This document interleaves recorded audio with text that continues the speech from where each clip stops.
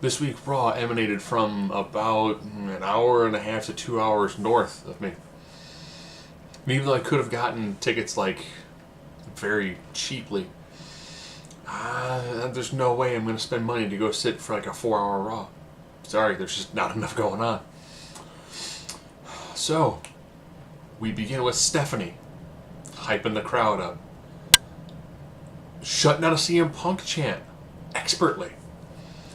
Then Rollins comes down and he's like, hey, I want Stroman. Then boo comes down going, I want Stroman. Boo! And she's like, no. Rollins, you get Stroman. Alright. Boo! You're defending your U.S. title against an opponent of my choosing. And to be Kevin Owens' main event. So the Rollins-Strowman match makes Strowman look stupid tough. Of course, Strowman's in the back killing people randomly like, where's Sami Zayn? I don't know. Where are drugs? Just going total deletion on people, which was pretty sweet. I mean, they've figured out, like, you know what? We have this big, scary, yelly dude who works great as a big, scary, yelly dude. That if the match and the crowd just does not care at all, we send down big, yelly, screamy, scary dude to just destroy everyone. And the crowd appreciates it because his character is very easy to understand. He is large. He is pissed. He wants to hurt people. That's it. He's upset with Sami Zayn because Sami Zayn lasted 10 minutes, even though he toyed with him for most of it. So next week, last man standing match, which should be wicked. So on to the Rollins match. Strowman goes shoulder first into the turn into the steel ring post. Eats like 4 diving knees. Takes a blockbuster, finally falls down. Like, you know, it was. But it seems like everything he got to, he was like, Aah! And just taking off heads. And then also Sami's music. He's out there like, come on, Sami. Come on, Sami. What you got, Sami? Sami from behind just tries to batter him. Hit and run tactic.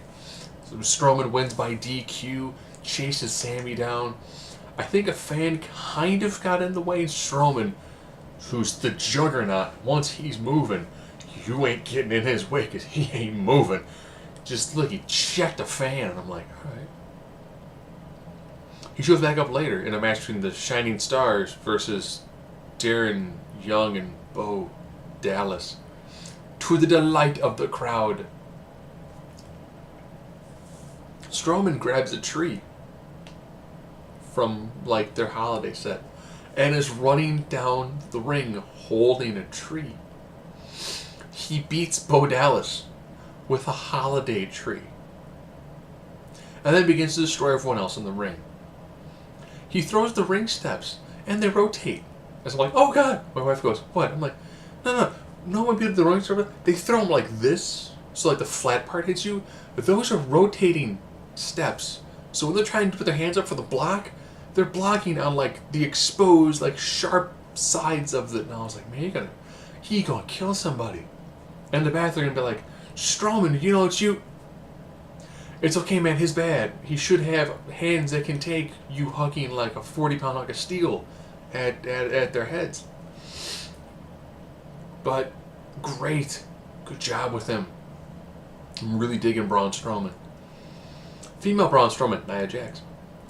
They let random victim cut a promo. It's like, I'm glad that I get to have my debut match for Raw at my hometown. And the crowd's just like, but do you have 2 hands? Do you have a fighting chance? Like, oh, I could be with the woman who inspired me to get in the ring, Sasha Banks. So Nia kills her. Fingers on the stick. Pick a better role model. Kills her again. Walks away. Alright. Continuing the women's side of things. Bayley comes down to a crowd that's mildly hot for her. And then cools up because she's doing a promo. And Charlotte comes down. And they get really cold during that promo. Apparently her shoulders were not down last week. So Charlotte picks her own referee. And Dana Brooke. Brooke gets eliminated. New ref comes down. Bayley to belly. 1, 2. Oh, Dana Brooke is up again. Slides the ref out. Heel trickery. 1, 2, 3. Charlotte beats Bayley. So Bayley's now 2-1. She was 3-0. So she was the James Ellsworth of the against Charlotte's AJ Styles. Crowd not really digging it. Cruiserweights. 2 matches. Neville versus TJP. And the crowd mildly hot for this match. Let's go TJ. TJ sucks. Nice match. Good back and forth. Got to see a nice detonation kick. Trying to go for the knee bar. But Neville kind of just like sat on him and like hooked some tights and got a 3 count. A sloppy pin, but then they had to do an interview with Neville, and he's like, you know, you're only talking to me to make fun of my accent or how I look. I love that they shave just around his ears so his ears protrude even more. That's brilliant. It's great healing. He's cutting a what should have been what Wade Barrett was doing all along promo. He's like, I'm going to kill Rich Swann and take the title. Good. Do that. You're hot and you're on fire. Gravity's forgotten about you. You might as well be the person to take the title from Rich Swann. I think you can handle this. Probably all night long.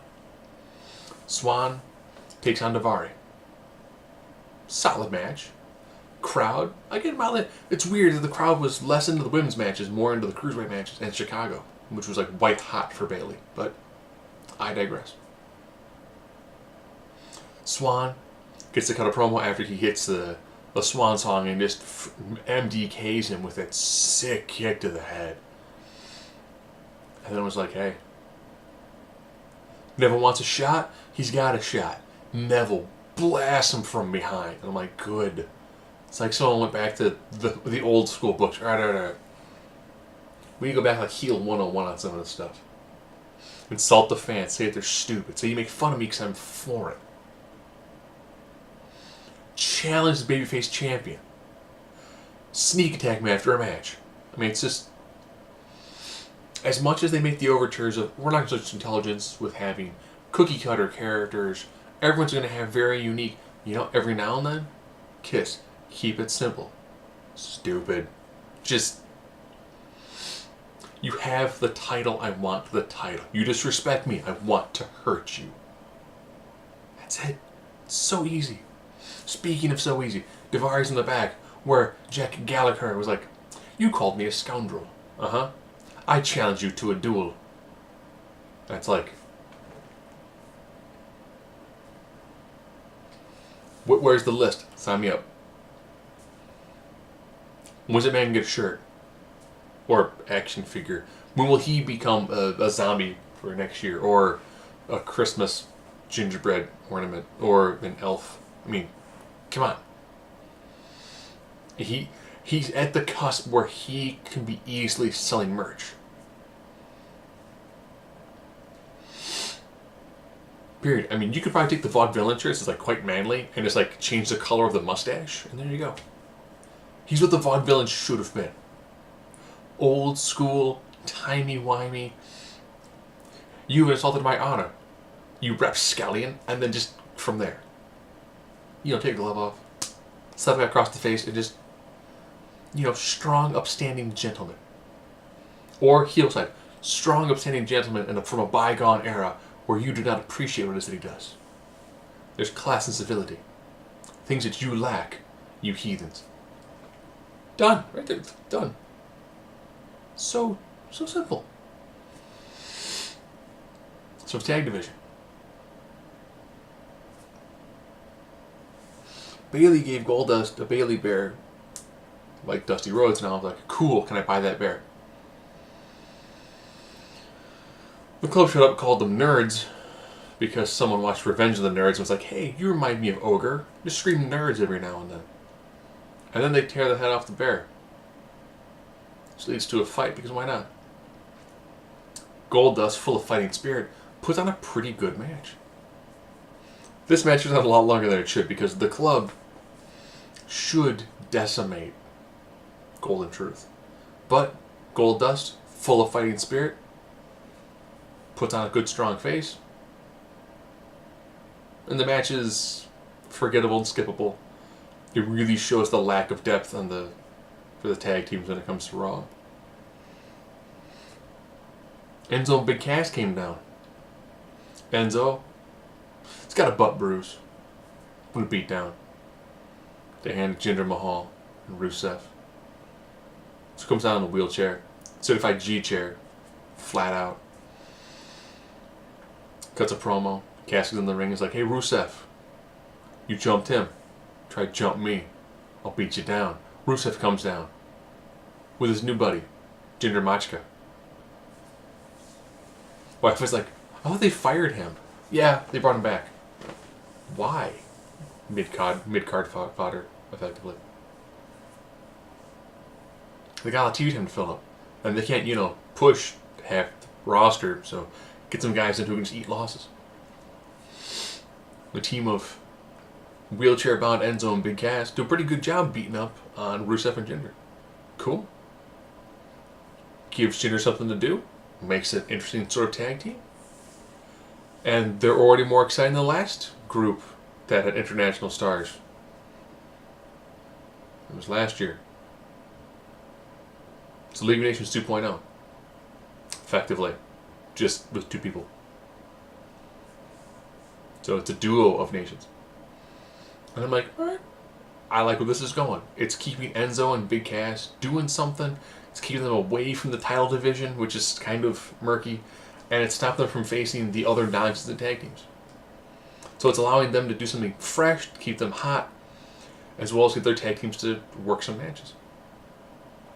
Cesaro and Sheamus defended their tag belts against Xavier and Kofi. They thought maybe because their speed advantage.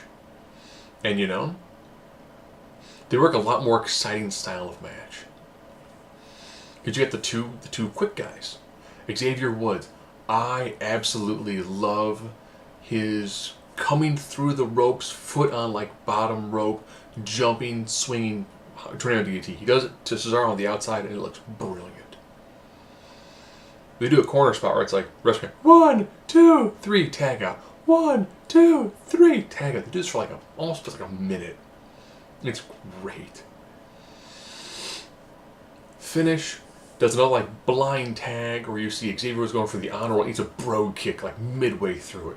Looked sick as all get out. And I'm like, man. They found out how to take two guys who are just straightforward, hard hitting, and gave them just a slight, oh, but we're not idiots vibe to them, which you tend to not. You tend to get, you got your smaller, crafty guys, you got your big bruisers. You get big bruisers who are also crafty. Cool. Very cool. Digging out a lot. They're a nice, solid tandem. It was unique seeing the New Day fight with a different group. Because normally it's Big E and someone else. Seeing the two of them with Big E on the outside was a different dynamic. I almost wish they did that more often. Because that 482 days would have felt a lot more dynamic if it wasn't always Big E and someone else. Had they occasionally thrown in at a title defense, Xavier Woods and Kofi with Big E on the outside, it would have really freshened that what they've got. Because they've got three guys to rotate through. They need to always be Big E and someone else. So it was a nice opener. Crowd got hot for it. Crowd was off and on the whole time. But they shut down all the CM Punk chants very early on, which was good. And they put Steph out there first to be like, they're going to chant CM Punk. He hasn't been in the ring for 3 years. He said, keep it up for 2 minutes, 60 seconds, and you'll have lasted longer than CM Punk did. And I was like, drop the mic, walk away, turn the lights off. That's it. Show's done. Show's done. Show's done.